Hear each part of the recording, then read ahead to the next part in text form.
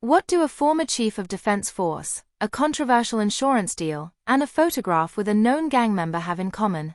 One man, Ng Chee Meng. His return to Parliament after GE2025 has raised more than a few eyebrows, especially after he turned down a government post. But why? Welcome back to 2230.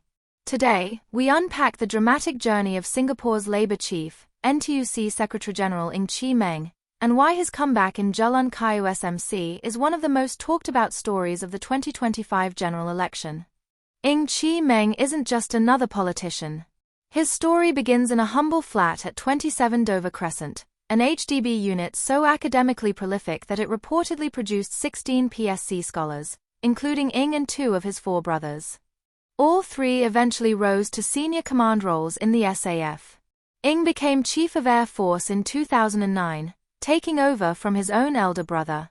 Then, in 2013, he was promoted to Chief of Defense Force. He retired in 2015 to enter politics, quickly taking up ministerial roles before losing his seat in GE2020. Fast forward to 2025, Ng returned in a narrow victory over WP's Andre Low, clinching 51.47% of votes in Jalan Kayu.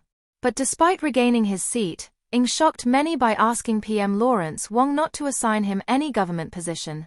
This follows intense backlash over his endorsement of the controversial Income-Allianz deal in 2024, where NTUC nearly sold a 51% stake of income insurance to German insurer Allianz. Public outrage forced the government to block the deal, citing national interest. Although Lee Hsien Loong defended the decision as a collective one, Ng bore the brunt of criticism. And just as he was settling into his new role, a photo surfaced showing Ng with Su Ha-jin, a known Fujian gang member.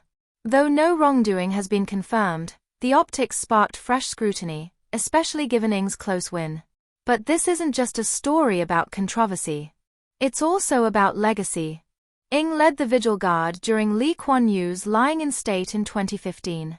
He holds the rare Bruneian title of Dato Paduka Seri for services to the Sultan.